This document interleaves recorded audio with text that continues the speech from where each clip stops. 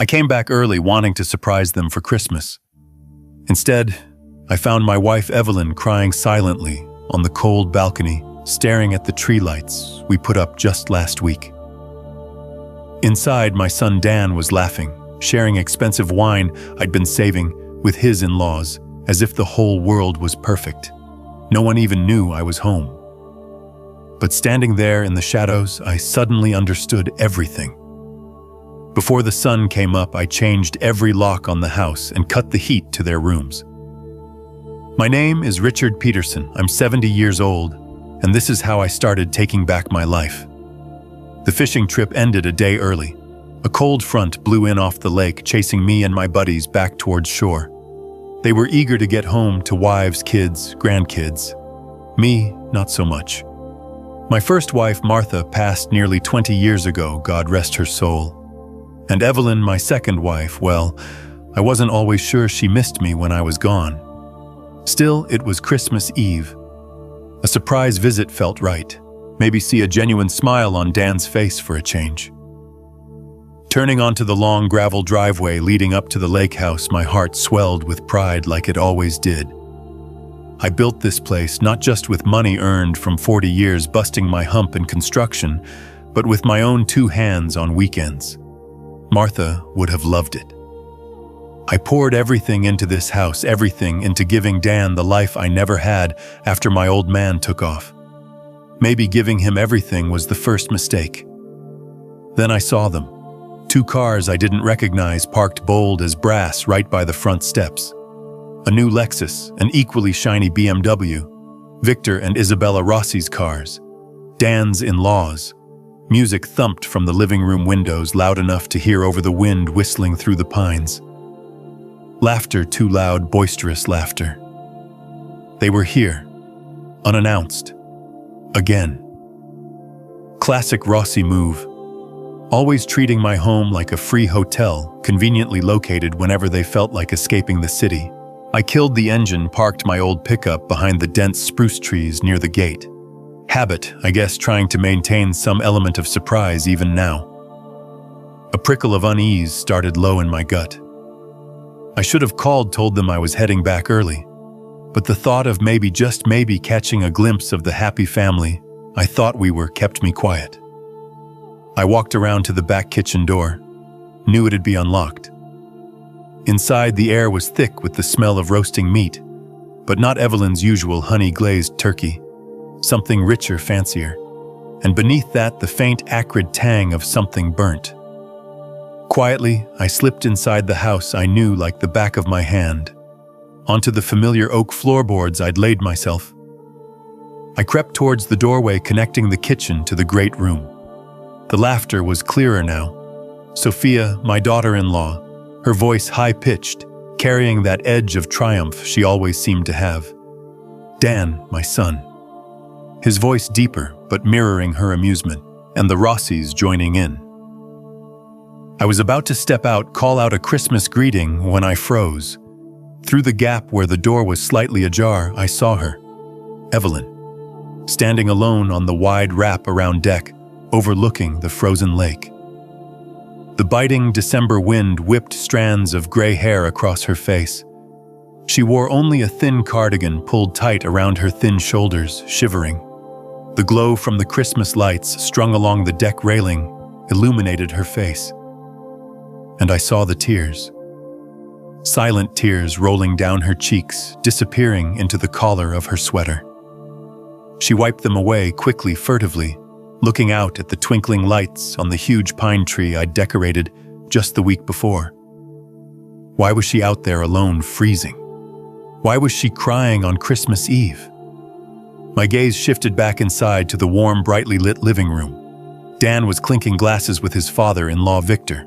Sophia snuggled against Dan's side, giggling, as her mother, Isabella, dramatically recounted some story. On the low mahogany coffee table sat glasses filled with deep red wine, my Chateau Margaux, the 69 I'd been saving for a truly special occasion, and a half-eaten platter of delicate pastries from that ridiculously expensive French bakery downtown. They were having a party. Warm, cozy, oblivious. while the woman who shared my name stood shivering just feet away, separated by a pane of glass and an ocean of indifference. It was like she wasn't even there, like she wasn't part of their celebration. My heart pounded a dull, heavy beat against my ribs. That cold unease spread, turning icy. I stayed hidden behind the wall, straining to hear. Just being dramatic as usual, Isabella Rossi's voice cut through the laughter, sharp-laced with contempt. Let her stand out there and pout through Christmas if she wants. Honestly, she just dampens the mood, doesn't she? I waited, holding my breath, waited for Dan to defend her, to say something, anything, to protect the woman who was his father's wife. The woman who'd been kind to him even when he barely acknowledged her presence. But he just gave a weak, uncomfortable chuckle. "Aw, Mom, come on, don't say that," he mumbled, clearly unwilling to challenge his mother-in-law. Then he quickly changed the subject, asking Victor about his golf handicap. Sophia didn't even pretend. A small, cruel smile played on her lips. She glanced towards the deck, her eyes glittering with malice. "Your mother's right, Dan. Some people just enjoy being miserable." I couldn't breathe. The air felt thick, heavy, unbreathable. The anger wasn't hot and explosive. It was a cold, sharp certainty settling deep in my bones. I finally saw it. Understood why Evelyn had seemed so quiet lately, so withdrawn. Understood the forced smiles, the hollow reassurances that everything was fine. They were isolating her. My son, my daughter-in-law, her parents. Isolating my wife in my own house. The house built with my sweat, my money, my dreams. And Dan, my boy, the one I'd sacrificed everything for, had chosen a side. He'd chosen the pretty, manipulative wife and her greedy family over the quiet woman who'd shared my life after Martha was gone.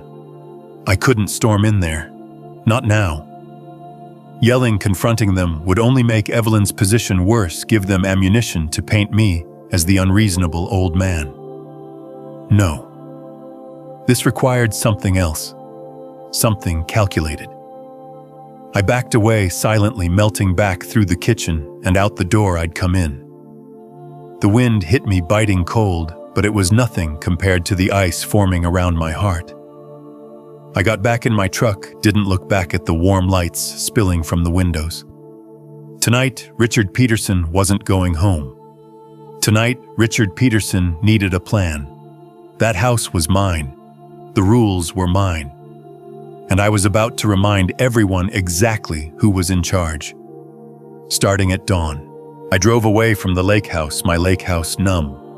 The image of Evelyn shivering on the deck burned into my mind, Dan's easy laughter, echoing like a betrayal. I didn't go back to my small apartment in the city, too many potential questions, too many people who might know Dan or Sophia. Instead, I found a generic motel off the highway, the kind with thin walls and flickering fluorescent lights. The anonymity felt right. Sitting on the edge of the stiff, unfamiliar bed, the motel room smelling faintly of stale smoke and disinfectant, the whole ugly scene replayed itself. Evelyn's silent tears, the way she flinched almost imperceptibly when Isabella Rossi's voice carried outside Dan's forced joke to change the subject. Sophia's triumphant smirk. It wasn't just tonight, was it? This had been building. Evelyn hadn't been herself for months, quieter, thinner, avoiding eye contact. I'd chalked it up to winter blues, maybe missing Martha during the holidays. Fool. And Dan always needing something. A temporary loan for a can't-miss investment opportunity, help covering an unexpected business expense, a down payment boost for a better car. Always with a plausible story, always emphasizing how it was just temporary until things picked up. Sophia's sly comments about how the lake house was really too big for just Evelyn and me, how maybe it was time for the younger generation to manage things, how property taxes must be such a burden at my age. It all clicked into place now, a sickening mosaic of manipulation and greed. They saw me as a wallet, not a father, not a husband, just an obstacle with a bank account. But anger without proof was just noise. I needed facts, cold, hard numbers. I pulled my laptop from its worn leather case, set it up on the cheap laminate desk, and logged into my primary bank account, the one tied to the construction company I'd sold 5 years ago. My personal finances were separate, largely managed through investments, but I'd given Dan a supplementary credit card on my main account years ago for emergencies. And Sophia got one too after they married, supposedly for household expenses related to the lake house when they visited. I rarely checked the detailed statements, trusting my son. Another mistake. I clicked open the credit card activity for the last 6 months. My breath caught in my throat. Page after page scrolled by detailing a lifestyle I barely lived myself. Charges from Michelin-starred restaurants downtown, $300–400 a pop, sometimes twice a week. Purchases from Saks, Neiman Marcus, Bloomingdale's, thousands spent on designer names I barely recognized, clearly Sophia's shopping sprees. Weekend trips to Napa, Sonoma, Aspen, $2–3,000 for hotels, flights, meals. A $5,000 charge at Tiffany's just last month. Sophia's birthday, maybe. Large cash withdrawals, $500–1,000 at a time, from ATMs near the city's most exclusive shopping districts and once near that new casino resort that opened upriver. Payments to a luxury car dealership, not my dealership, the one Dan and Sophia used. Were they using my card to pay for their damned Lexus lease? The dates stung the most. A $1,500 charge at that trendy steakhouse the same week Dan had called sounding desperate, needing help covering an unexpected tax bill. A $2,000 weekend getaway the very weekend he claimed he was working overtime to catch up on bills. I started adding it up quickly, scribbling numbers on the motel notepad. $10,000, $20,000, $30,000, $40,000 in just 6 months. On things they absolutely did not need. Things they lied to get.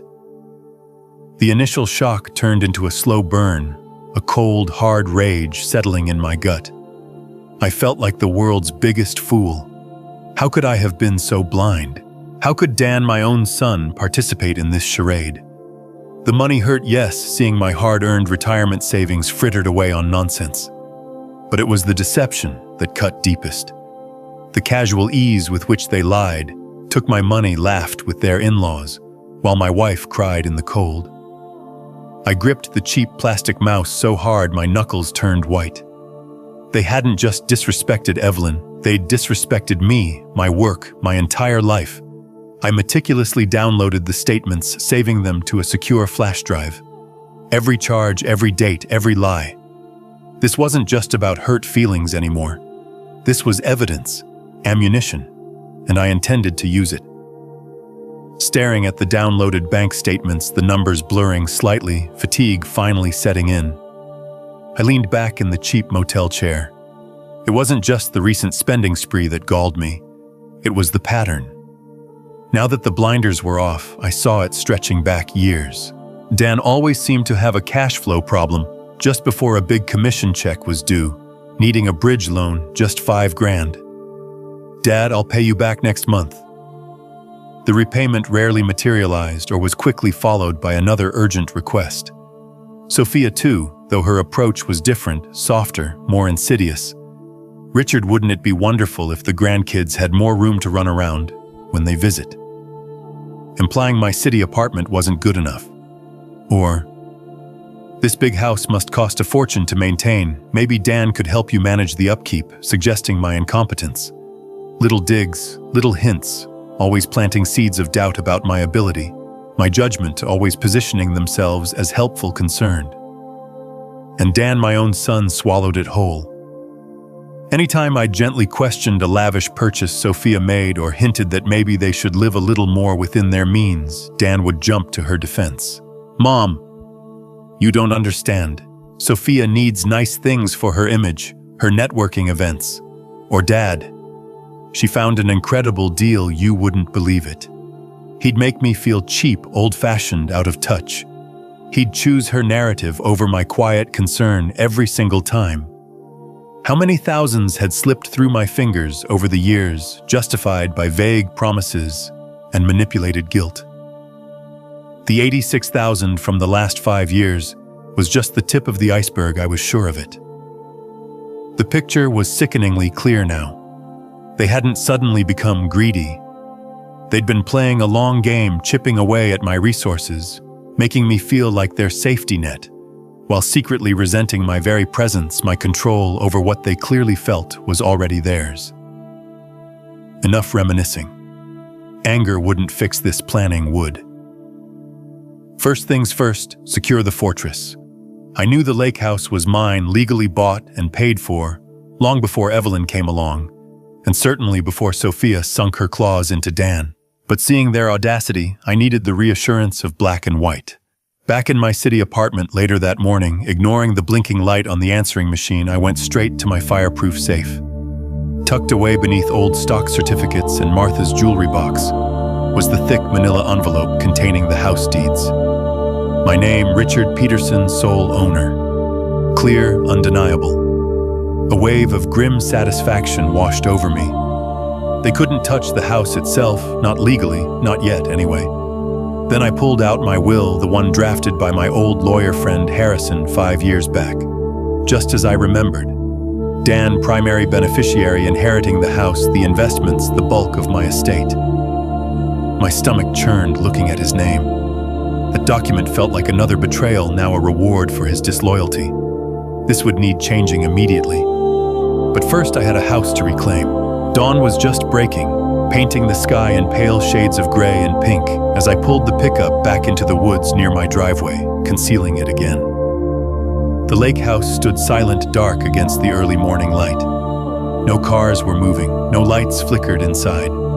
They were sleeping soundly after their little celebration, no doubt unaware the ground was shifting beneath their feet. I moved quickly, quietly, years of construction work, teaching me how to be efficient even in the cold. I had the new lock sets ready, high security ones bought from a specialty store, not the cheap stuff from the big box retailers.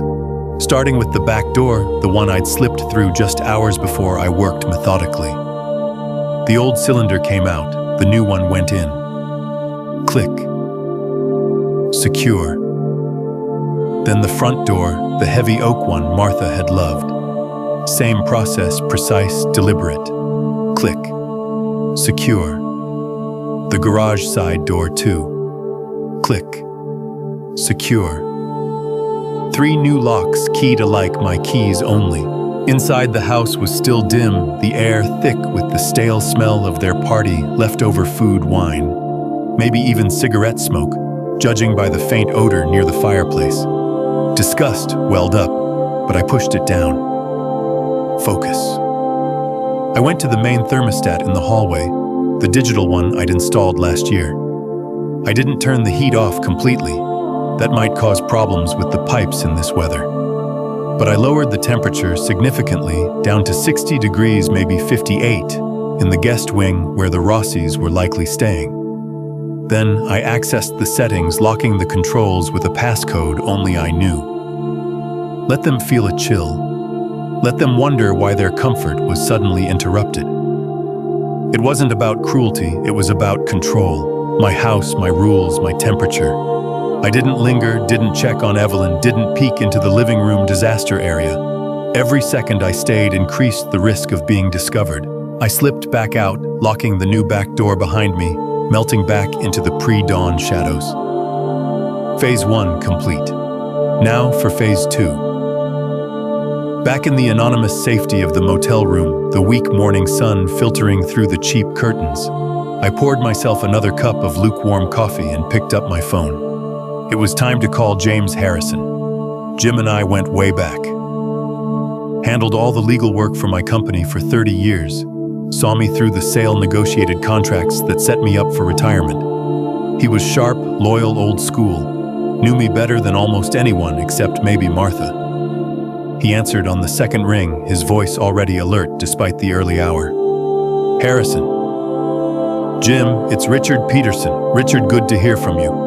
Everything all right up at the lake? Thought you weren't back till tomorrow. Plans changed, Jim. Something's come up, something serious. I need to see you today as soon as possible. Harrison didn't ask unnecessary questions, didn't pry. He knew my tone. Understood urgency when he heard it. course, Richard. My 9 o'clock canceled. Can you be at my office then? I'll be there. Is it something I need to prepare for specifically? Bring your standard retainer agreement, Jim, and maybe dust off the files related to property law and family disputes. A brief pause on the other end. Understood, Richard. See you at 9. He hung up. I let out a long breath. Setting the legal wheels in motion felt good concrete. Jim would know exactly how to handle this. He'd seen plenty of ugly business deals, plenty of partnership betrayals. This family drama, while personally devastating, was just another type of hostile takeover attempt. And Jim Harrison knew how to fight those. I glanced at the clock. Still hours until 9. Hours for Dan and Sophia and their freeloading family to wake up, find themselves locked in or out, find the heat mysteriously lowered. Hours for the panic to set in. Good. Let them panic. Let them wonder what happened. Let them realize the gravy train had just hit a brick wall at full speed. The call came just after 8:30, right on schedule. I was already halfway to Harrison's office, cruising down the highway, the early morning sun glinting off the hood of the truck. Caller ID showed Dan's number.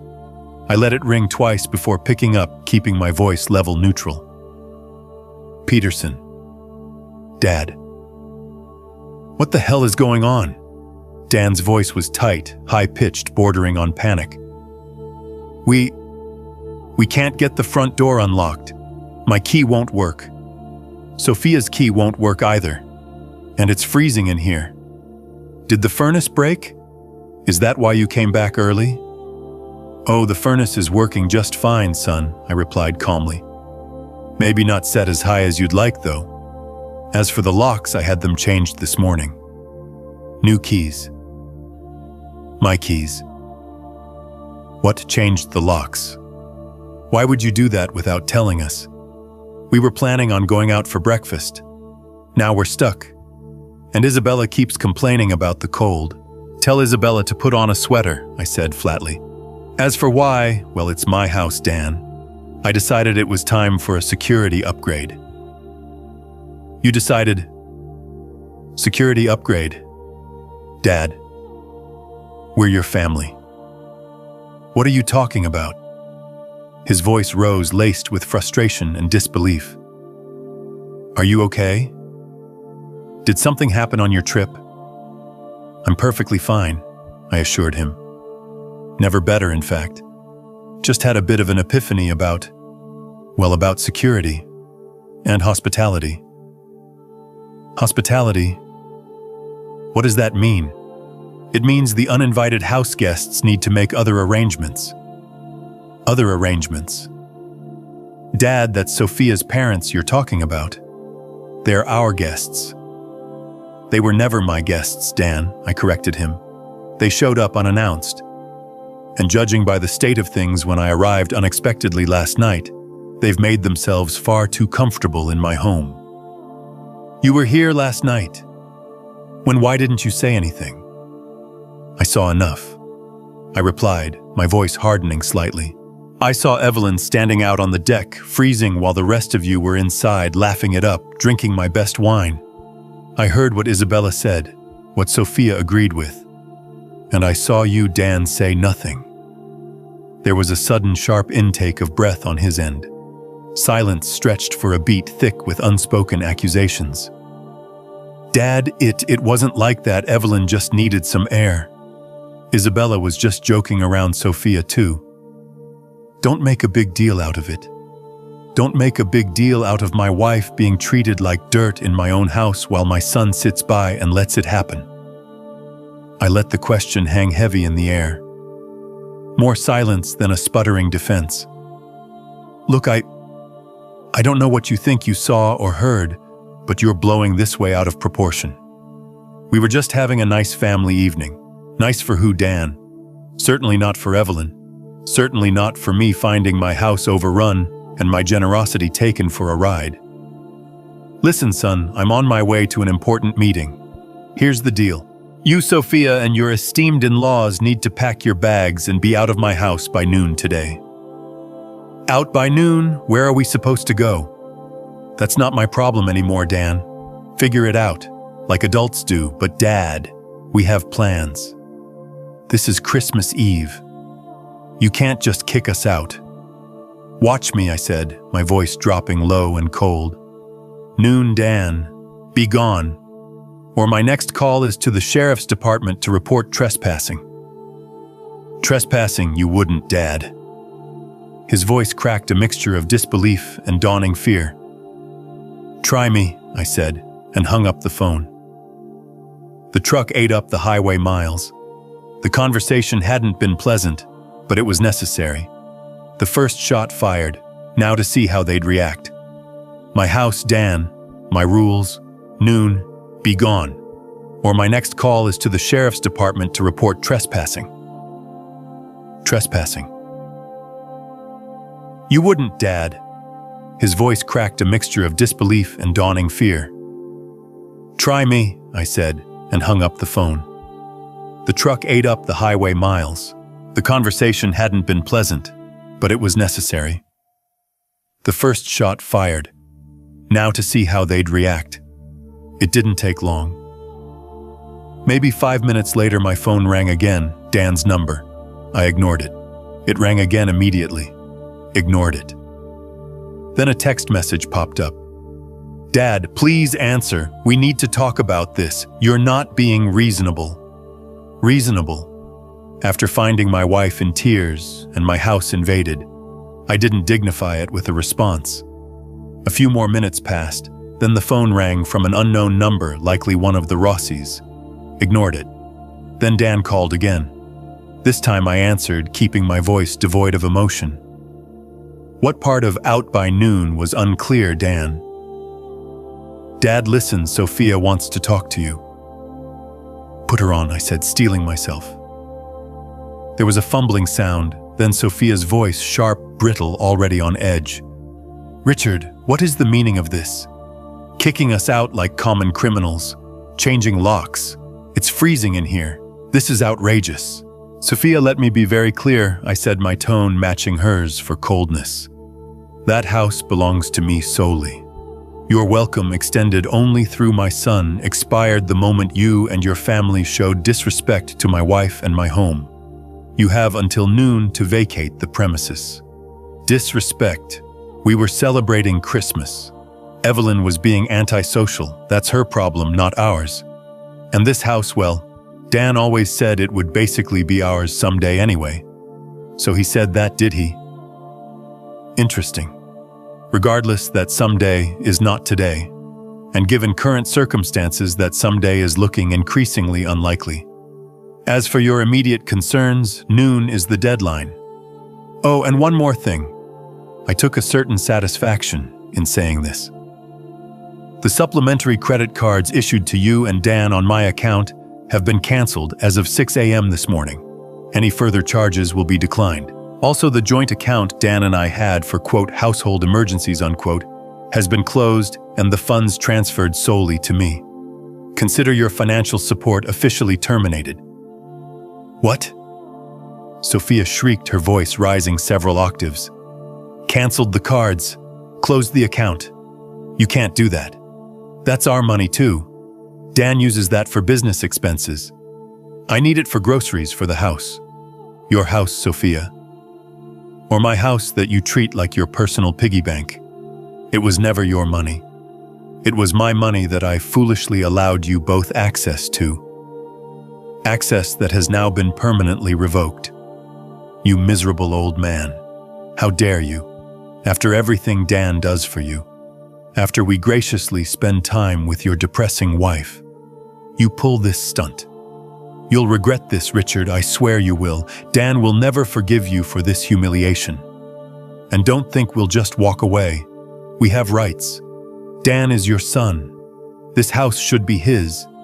We'll see a lawyer. You can't just cut us off. Her voice was trembling with fury, now the polite facade completely shattered, revealing the grasping entitlement underneath. You do that, Sophia, I encouraged her. Talk to any lawyer you like. They'll confirm what I'm telling you. It's my property, my money. Your rights extend only as far as my generosity did. And that generosity has run out. Noon, Sophia. Don't make me involve law enforcement. I hung up, cutting off another spluttering threat. Leaning my head back against the truck's headrest for a moment, I closed my eyes. Rights. Should be his. The sheer audacity. I remembered meeting Sophia for the first time 5, maybe 6 years ago. Pretty, yes, charming, absolutely. But there was something calculating in her eyes, even then, something that appraised everything and everyone, including me, in terms of value. I'd mentioned my unease to Dan once, gently suggesting she seemed a bit focused on material things. Dan had laughed it off. Dad, you're just old-fashioned. Sophia's ambitious, that's all. She knows what she wants. Yeah, I thought grimly. She certainly did. And what she wanted was mine. Noon came and went. I stayed put in my city apartment, having finished my meeting with Harrison, who was already drafting the official notices. My phone remained stubbornly silent after Sophia's outburst. No frantic calls saying they were leaving, no angry texts demanding more time. Silence, which meant only one thing: they were still there, defying me, testing me. Harrison had warned me this might happen. Entitlement runs deep, he'd said, especially when people feel their comfortable lifestyle is threatened. He was right. Around 1 p.m., my phone finally buzzed. It was Dan again. Dad, look, we can't just leave like this. Sophia's mom isn't feeling well, the stress and the cold. It's too much for her. And the kids are upset. It's Christmas Eve, for God's sake. Can't we just talk this out tomorrow like adults?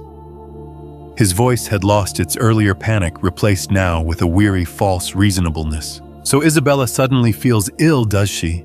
I asked dryly. Convenient. And you think leaving my house after disrespecting my wife and trying to freeload indefinitely is adult behavior? Dad, you're being completely unfair. You overreacted to a harmless comment. Evelyn is fine, she probably didn't even hear it.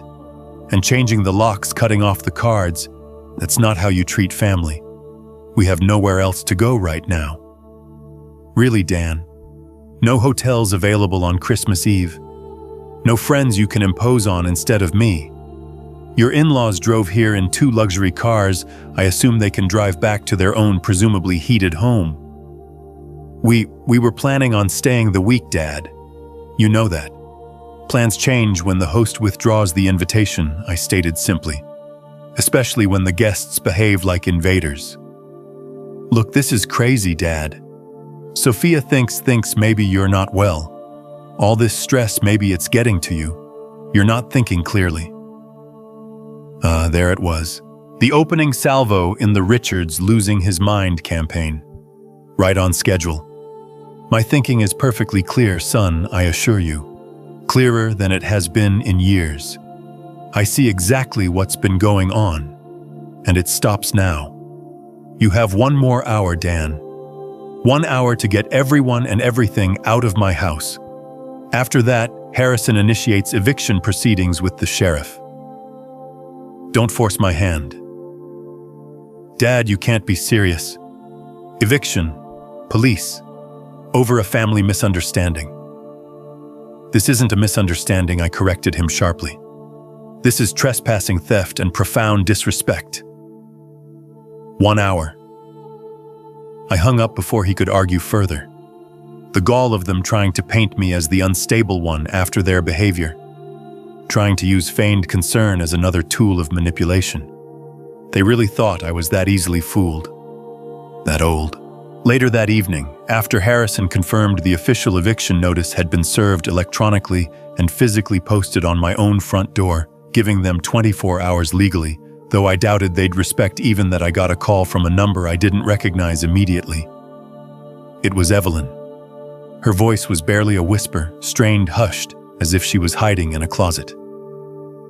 Richard. Dan, Sophia, they won't leave. They say you're being cruel, that you're confused. Isabella keeps saying terrible things about you, about me. "Evelyn, calm down," I said, trying to keep my own anger in check. "Where are you calling from?" "The pantry. Sophia took my phone earlier, said I shouldn't bother you while you're having one of your episodes. I had to borrow Victor's when he wasn't looking." Took her phone. Episodes. The manipulation was escalating faster than I thought. "What else are they saying?" "Evelyn, tell me everything. Sophia cornered me in the kitchen after Dan got off the phone with you." Evelyn whispered, her voice trembling. She said you were probably having a breakdown, maybe early dementia. That it runs in your family, doesn't it?" A complete lie. My family history was blessedly free of dementia, but Sophia wouldn't know or care. Evelyn continued. "She said if I sided with you, I'd end up alone in a nursing home because you wouldn't be able to care for me, and Dan certainly wouldn't take me in after I betrayed him. She said I needed to think about my future, my security, that Dan and her were the future. She implied they could make things very difficult for me financially too if I didn't support them. Tell everyone you've been acting strangely forgetful, paranoid." Isabella was there too, nodding, agreeing, saying how lucky I was that Dan and Sophia were willing to manage things now that you're getting older and less reliable.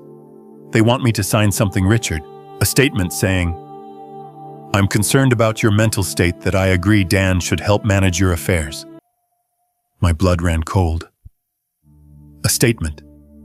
They were already trying to build their legal case using Evelyn as their pawn. "Evelyn, listen to me very carefully," I said, my voice low and urgent. "Do not sign anything, absolutely nothing.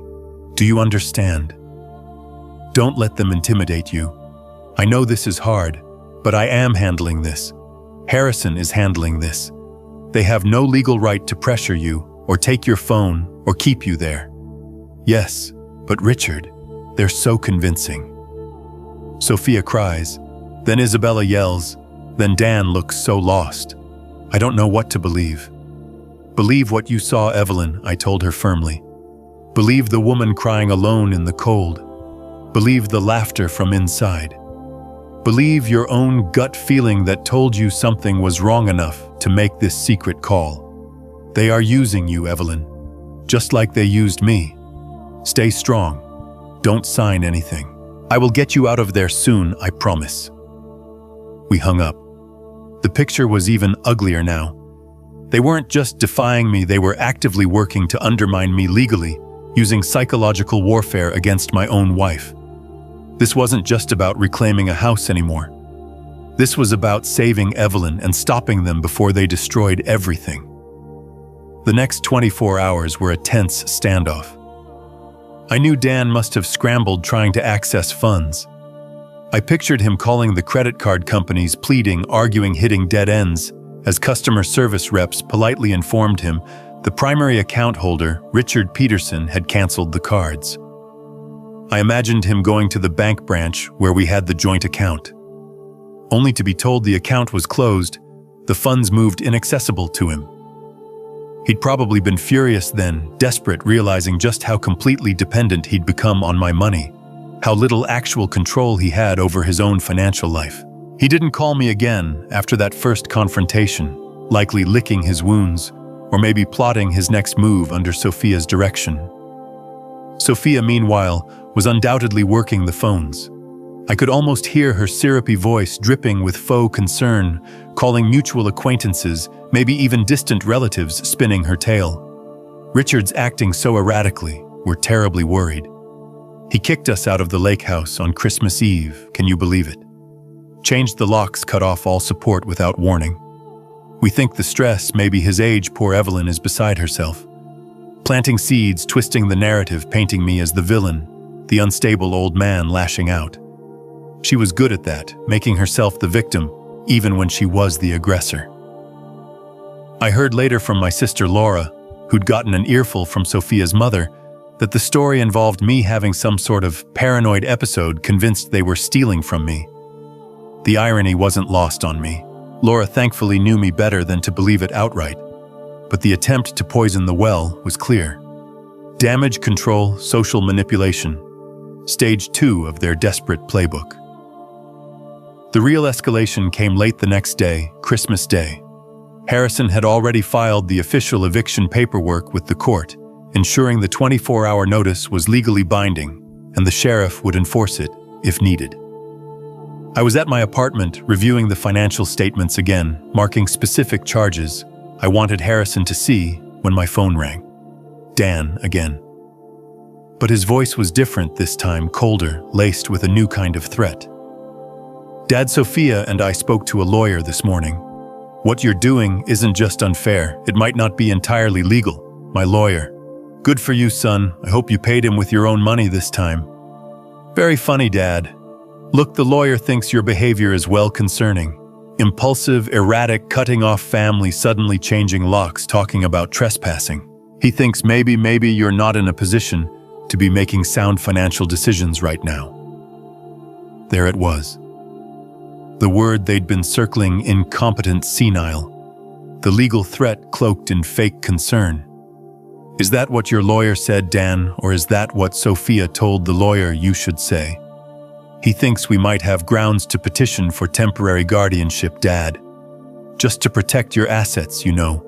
Make sure everything is managed properly until you're feeling more yourself. Guardianship. My own son threatening to strip me of control over my own life. My own money based on lies spun by his manipulative wife. The cold fury I'd felt before intensified, turning into something dangerous. Dan, listen to me very carefully, I said, my voice dangerously quiet. If you or Sophia or any lawyer you hire even whispers the word guardianship again, I will unleash the full force of my legal resources against you. I will expose every dime you've leached off me for the past decade, every lie, every manipulation. I will fight you in court until you have nothing left. Is that understood? He stammered something incoherent, clearly taken aback by my ferocity. And tell your wife the lawyer she consulted better be prepared for a fight he didn't anticipate. Because I have James Harrison, and he eats lawyers like yours for breakfast. I also heard Isabella called Lucy, my neighbor, yesterday, trying to dig up dirt, asking if I'd seemed confused or forgetful lately. Thankfully, Lucy saw right through it, told her I was sharper than ever. But I know what you're trying to do, Dan. Building a fake case, trying to paint me as unfit. It won't work. The phone went silent for a long moment. Then just, Dad, we're just worried about you. Save it, Dan, I snapped, cutting him off.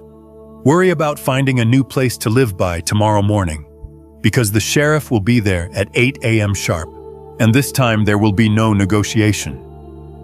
I ended the call, my hand shaking slightly, not from fear, but from rage. They had truly crossed the line now.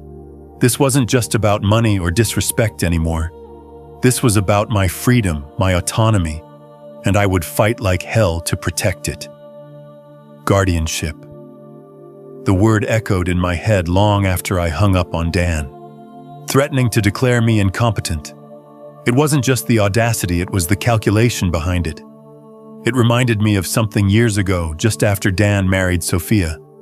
They were buying their first house, that ridiculously overpriced condo downtown I knew they couldn't afford.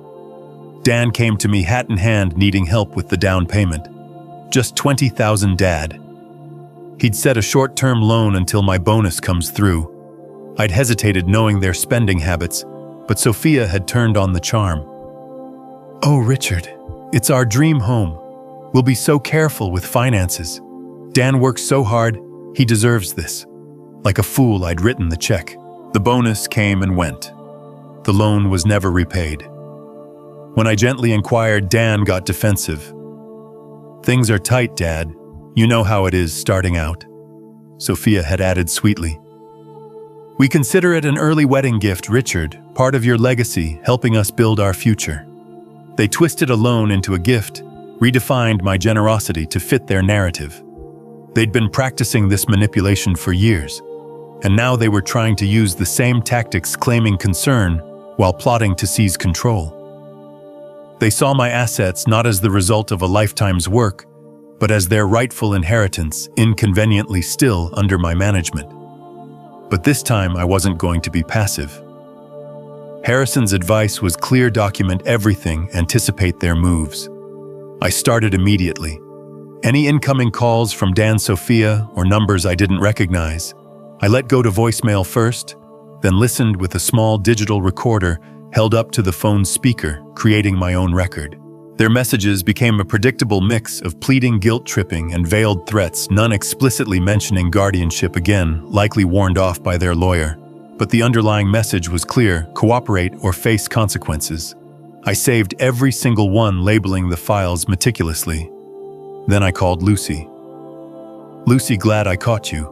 That woman who came asking about me yesterday, Isabella Rossi, Dan's mother-in-law. Could you possibly write down exactly what she asked, what you told her? Just a brief statement dated and signed, for my lawyer." Lucy didn't hesitate. "Absolutely, Richard. Anything I can do."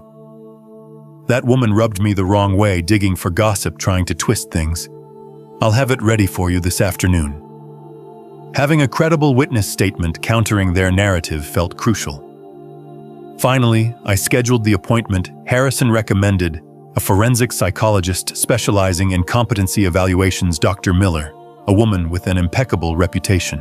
It felt humiliating, having to prove my own sanity at 70 years old, but I knew it was a necessary shield against their legal maneuvering.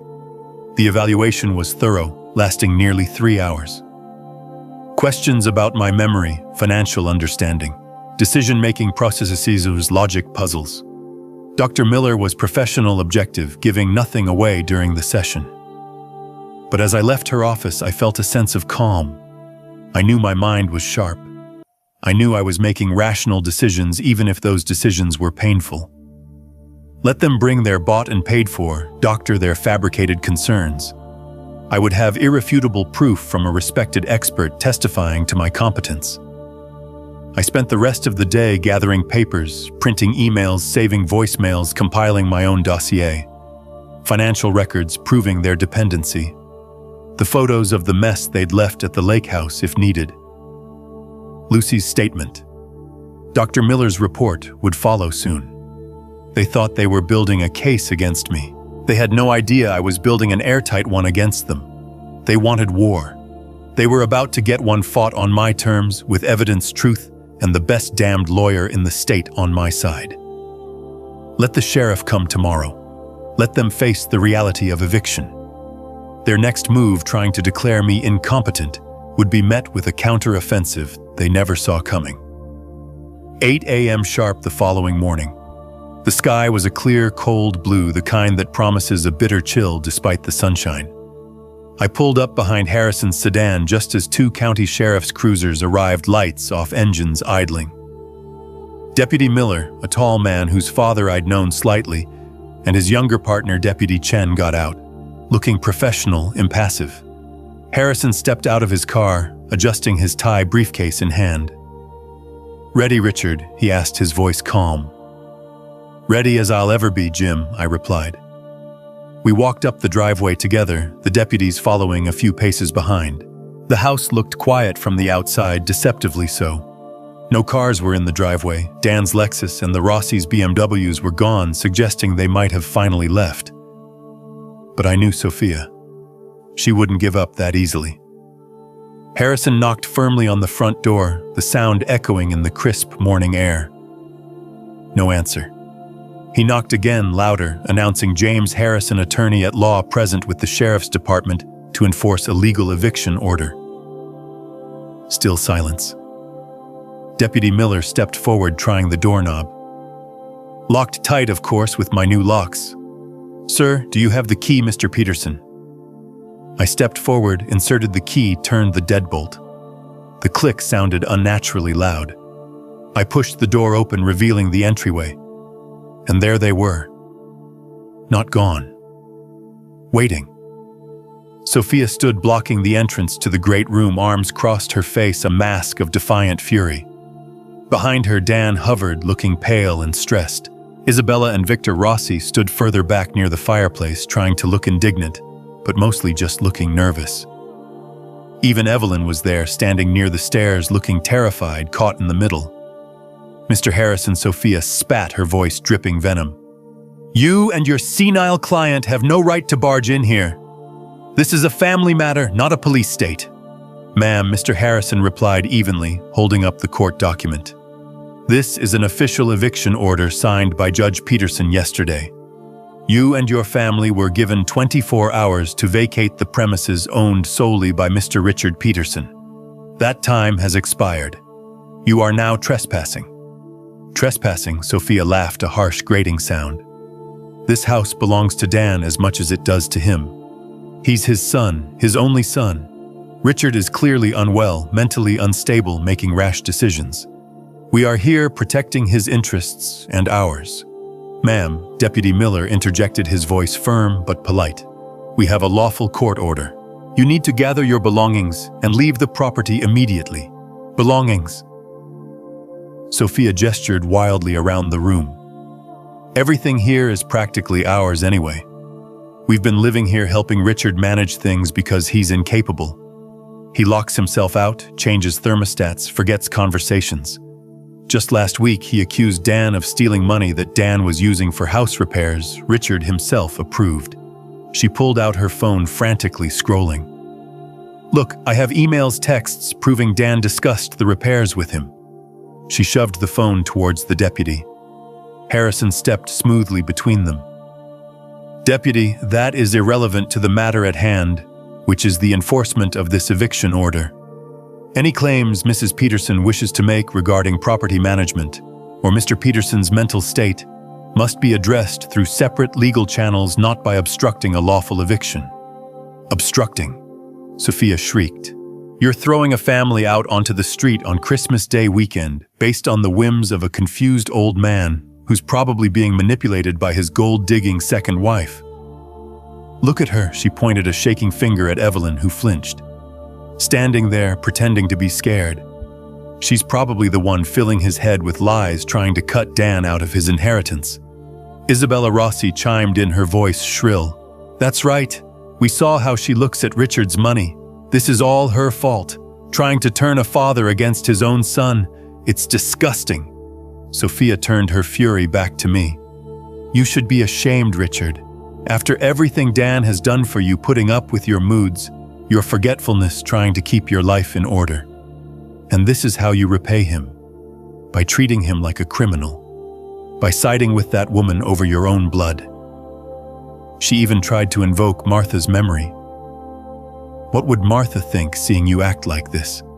Seeing you destroy the family she loved? The low blow hit its mark, stirring a fresh wave of anger. But I kept my face impassive. Harrison had warned me not to engage, not to let her provoke me. Deputy Miller looked unimpressed by the dramatics. Ma'am, your personal feelings are noted, but the court order is clear. You need to leave now. We can escort you while you gather essential items. Escort us? Sophia gasped, clutching her chest theatrically. Like common criminals. This is unbelievable. Victor Rossi finally spoke, his voice attempting authority. Officer, surely there's been some mistake. Richard Dan is your son. We are family. Can't we just discuss this reasonably? Mr. Rossi Harrison cut him off crisply. The time for discussion ended yesterday at noon when your family refused to comply with Mr. Peterson's request to leave his private property. The legal process has begun. Compliance is no longer optional. Sophia, seeing her tactics failing, tried one last desperate play. Fine, she snapped, but we're documenting this abuse, this illegal eviction. She raised her phone again, aiming it at me, then the deputies. Everyone will see how you treat your own family, Richard. How you throw seniors out in the cold. Deputy Chen stepped forward, blocking her phone's view. Ma'am, filming law enforcement officers during the execution of their duty can be considered interference. I strongly advise against it. Put the phone away now. Sophia glared but slowly lowered the phone, defeated for the moment, but radiating pure, unadulterated hatred. The air crackled with tension. Their performance hadn't worked. Reality was setting in. They were being kicked out. All eyes turned to Dan. He stood frozen halfway between the entryway where I stood with Harrison and the deputies, and the living room where his wife and her family huddled like cornered animals. He looked physically ill, pale, sweat beading on his forehead, despite the chill I'd set. His gaze flickered nervously from Sophia's furious face to Isabella's pleading one, then to mine, a look of deep, profound shame warring with fear. "Dan, do something," Sophia hissed, grabbing his arm, her nails digging in. Tell your father he can't treat us like this. Tell him about his memory lapses, his confusion." "Yes," Daniel, Isabella chimed in, her voice regaining some of its earlier whine. "You know your father hasn't been himself lately. Tell the officers. It's for his own good that we're here." He opened his mouth, then closed it again, swallowing hard. "Dad, please," he finally managed, his voice barely audible. "Can't we just slow down? Talk about this later." "There's nothing to talk about later, Dan," I replied, my voice flat, devoid of the anger I felt, just a deep weariness. "Decisions have been made. Actions have consequences." "But Sophia, she didn't mean..." He trailed off, unable even to finish the weak excuse, knowing how hollow it sounded. He looked utterly trapped, paralyzed by the competing demands, by his own weakness. He didn't want to lose the comfortable life Sophia provided, the approval of her family. But the sight of the deputies, the legal documents, the unwavering look in my eyes. It was finally dawning on him that this wasn't a game, wasn't just another family squabble he could smooth over. There were real stakes, real consequences, and he was caught squarely in the middle, having chosen the wrong side. He looked again towards Sophia, then towards me, his expression pleading, desperate for a way out that didn't exist. He had made his bed siding with them, allowing their disrespect, allowing their plans. Now he had to lie in it. Just as Sophia opened her mouth, likely to launch another tirade, or perhaps another fabricated story, a quiet voice cut through the tension. "Enough." We all turned. Evelyn had stepped forward away from the stairs where she'd been hovering. She no longer looked terrified. Her face was pale, yes, but her eyes held a new strength, a quiet resolve I hadn't seen before, maybe ever. Her hands were steady. "Enough, Sophia," she repeated, her voice gaining volume. "Enough lies." Sophia stared at her mouth agape, momentarily stunned by this unexpected defiance. "What did you say? You stay out of this. You interfering old?" Evelyn ignored her, walking calmly towards the coffee table, where Sophia had left her expensive designer handbag amidst the chaos. Before Sophia could react, Evelyn reached into the unzipped bag and pulled out a small, slim, leather-bound notebook. "This," she said, holding it up, "I think explains everything." Sophia's eyes widened in recognition, then narrowed in pure panic. "Give that back. That's mine. That's private." She lunged for it, but Evelyn stepped back, holding it out of reach. "Private, Sophia? Like your private plans to have Richard declared incompetent? Like your private notes about how much money you could get for this house once it was in Dan's name? Like your private calculations of Richard's assets?" Sophia went completely still, her face draining of all color. How do you know about that?" Evelyn opened the notebook, revealing pages filled with Sophia's neat, distinctive handwriting. Lists of Richard's suspected investments, notes on lawyers specializing in elder law calculations, about property values, dates of Dan's requests for money, marked with comments like "easy target" or "needs more pressure."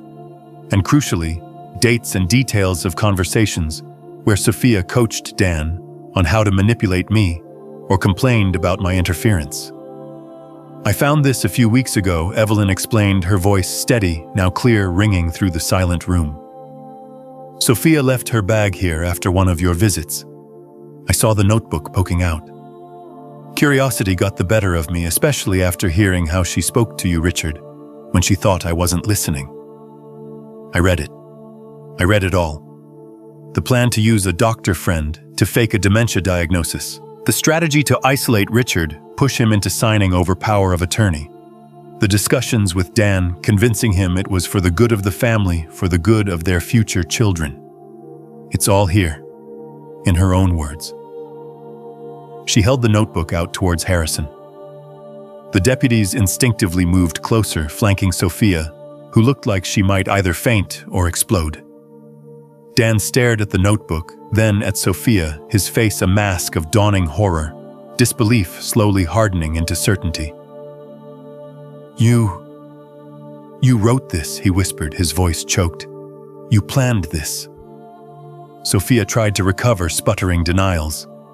"It's not what it looks like. He's twisting things." She's lying, that old woman. But her panic was palpable, her eyes darting wildly, looking for an escape. Evelyn wasn't finished. "And this," she said, pulling a small, folded piece of paper from her cardigan pocket. "I found this in the trash yesterday after Sophia threw it out. It's the business card for Dr. Alistair Finch, the doctor. Sophia mentioned in her notes, the one she paid $500 cash to write a preliminary report about Richard's supposed senile dementia without ever examining him. I heard her on the phone confirming the payment. The final nail in the coffin." Harrison took the notebook and the business card, his face grim. "Mrs. Peterson," he said, addressing Evelyn formally, "are you willing to testify to these facts under oath?"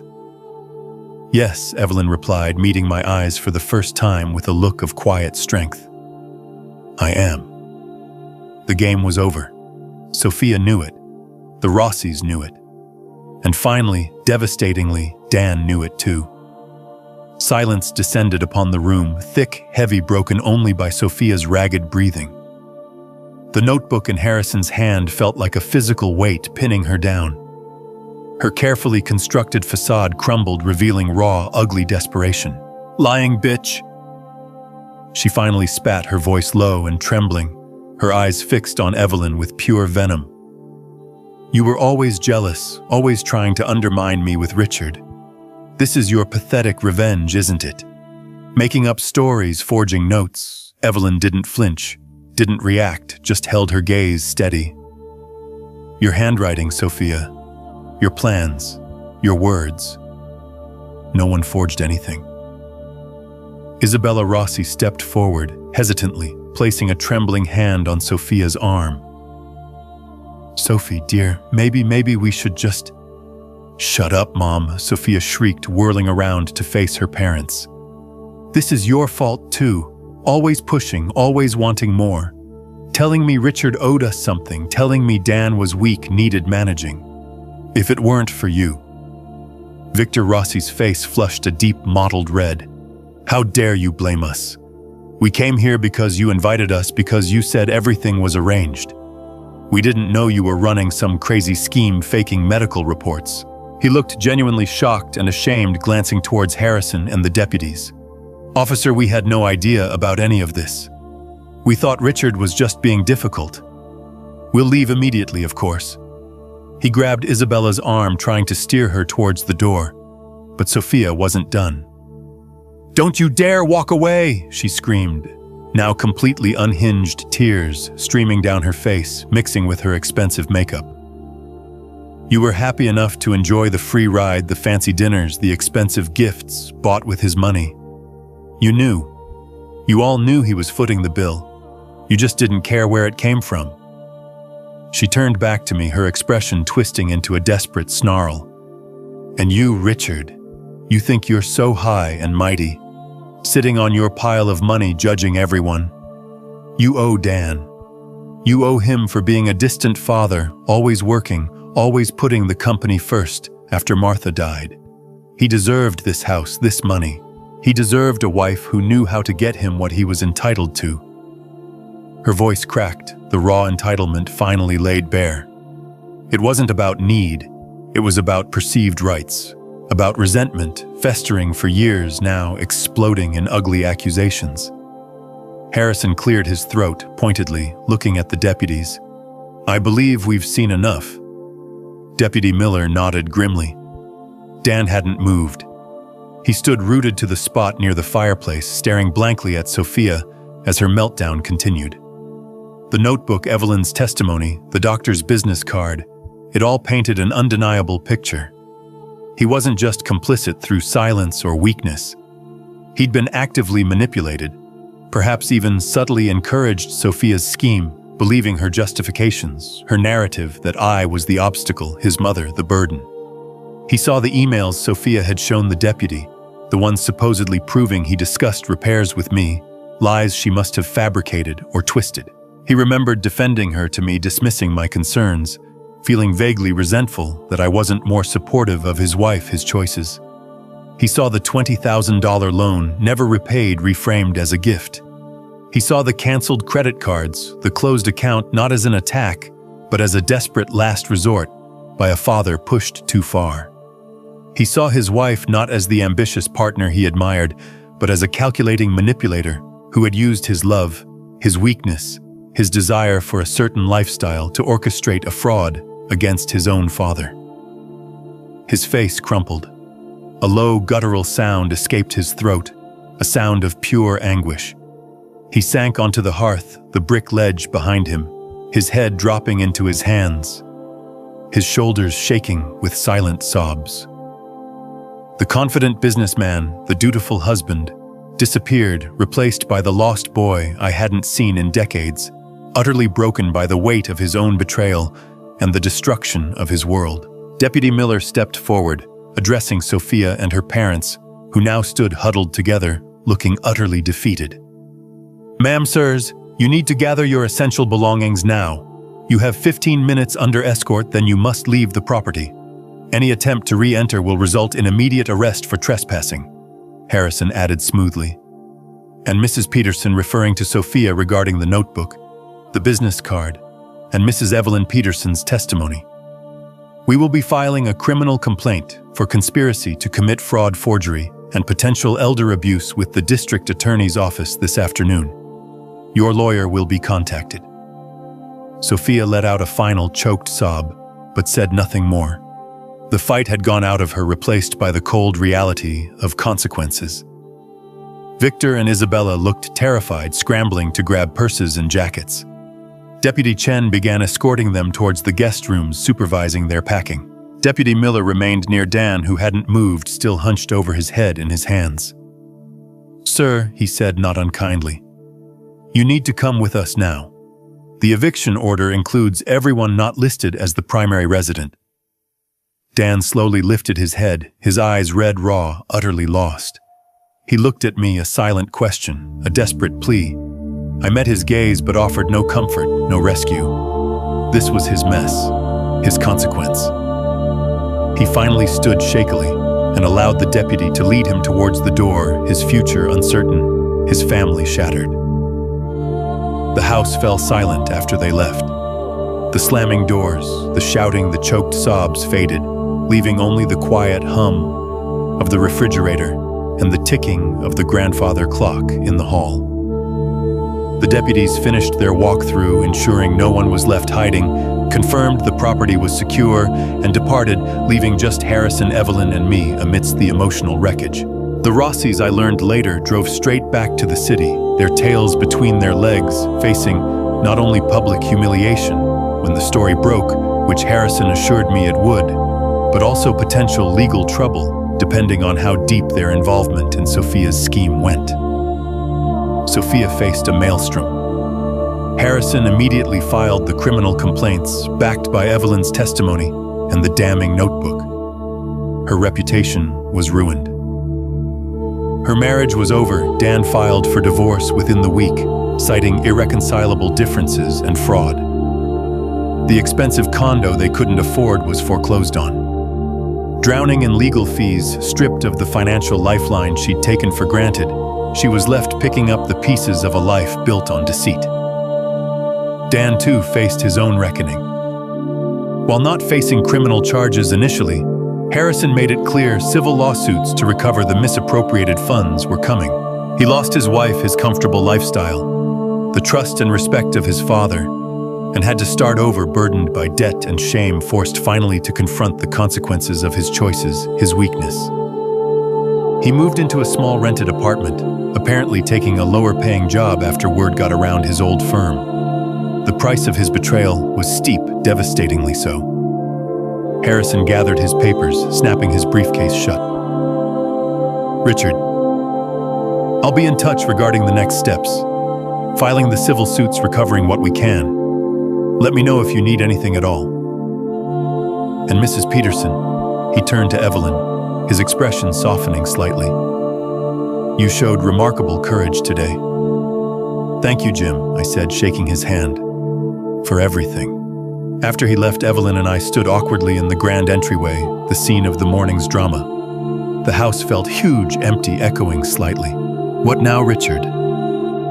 She asked quietly, her voice still holding a trace of that newfound strength, but uncertainty lingered in her eyes. Now, I replied, meeting her gaze. Now we clean up. We started not with words, but with actions. Picking up stray cups, putting chairs back in place, gathering discarded wrappers left by the uninvited guests. There was a shared purpose, a quiet understanding in the simple tasks. Later, sitting across from each other at the large kitchen island, sipping tea, a comfortable silence settled between us for the first time in a long while. Thank you, Evelyn, I said, finally breaking the quiet. For what you did today, for telling the truth. She looked down, stirring her tea. I should have spoken up sooner, Richard. I saw what was happening, how Sophia treated you, how Dan just went along. But I was afraid. Afraid of her, afraid of being alone again. I reached across the island, placed my hand over hers. I understand, I said softly. More than you know. She looked up, tears welling in her eyes, but she didn't let them fall. No more hiding, Richard. No more secrets. No more letting them walk all over us. A small smile touched my lips. No more, Evelyn. No more. It wasn't forgiveness, not yet. And it wasn't a return to how things were. But it was a beginning. A fragile truce built on shared pain and the glimmer of mutual respect rediscovered in the ashes of betrayal. We had a long road ahead, rebuilding trust, redefining our life together. But for the first time, I felt like maybe, just maybe, we could walk it together, honestly, side by side. One of the first calls I made after things settled down was back to James Harrison. Jim, I need to revise my will. He wasn't surprised. We met the following week. I laid out the changes clearly, the bulk of my estate, the house, the investments, the company stock I still held, would now go into a trust, benefiting various charities focused on causes Martha and I cared about. Education, skilled trades, programs, maybe even something supporting families dealing with elder abuse, ironically enough. Evelyn would be comfortably provided for the rest of her life. That was never in question. A separate annuity and lifetime rights to the city apartment, ensuring her independence and security regardless of our future relationship. And Dan. I wrestled with that one. Disinheriting him completely felt too final, too harsh despite everything. But rewarding his betrayal felt impossible. We structured it carefully. He would receive a small percentage, much smaller than before, enough to give him a fresh start perhaps, but not enough to rescue him from the consequences of his own choices. And even that small share was conditional. He'd only receive it 5 years after my passing, and only if he could demonstrate consistent gainful employment and complete financial independence during that time, proving he'd truly learned the value of work responsibility. No more handouts, no more enabling. He wanted to be treated like an adult. Fine. He would face adult responsibilities and adult consequences. Signing the new will felt like closing a painful chapter. It wasn't about revenge. It was about principle, about honoring the lifetime of work Martha and I put in, about ensuring my legacy wasn't squandered by entitlement and greed. The biggest lesson in all this wasn't just about money, though God knows I learned plenty about that. It was about respect. Respect for hard work, respect for boundaries, respect for family ties built on more than just obligation or opportunity, and most importantly, respect for myself. For too long, I'd let my desire for family peace override my own judgment, my own dignity. I'd enabled Dan's dependence, Sophia's manipulation, because it was easier than confrontation. Never again. My peace, my home, my assets were earned, not owed, and they would be protected. Weeks turned into months. Winter thawed, giving way to a tentative spring. The lake house slowly began to feel like home again, not just a fortress I had to defend. Evelyn and I found a new rhythm, quiet, companionable, marked by mutual respect rather than assumption. We talked more honestly than we had in years, acknowledging the hurts, the fears, the mistakes made on both sides. We weren't magically healed, weren't the picture-perfect couple, but we were partners navigating the aftermath together. Sometimes sitting on the deck watching the sunset paint the lake gold, I'd think about Dan. I heard snippets through the grapevine he was working, struggling, paying off debts, living modestly. He hadn't tried to contact me again after that disastrous eviction day. Maybe he was finally growing up the hard way. Maybe not. The path back, if there ever was one, would be long, entirely of his own making.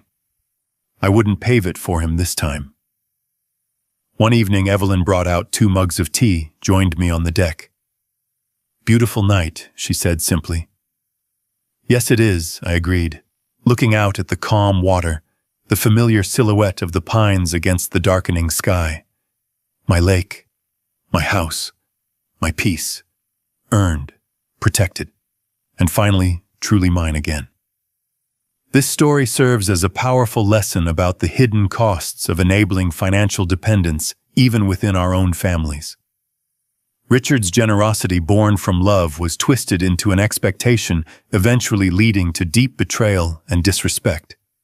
It highlights the critical importance of setting clear boundaries, protecting your own hard-earned security, and recognizing that true family relationships are built on mutual respect, not financial obligation.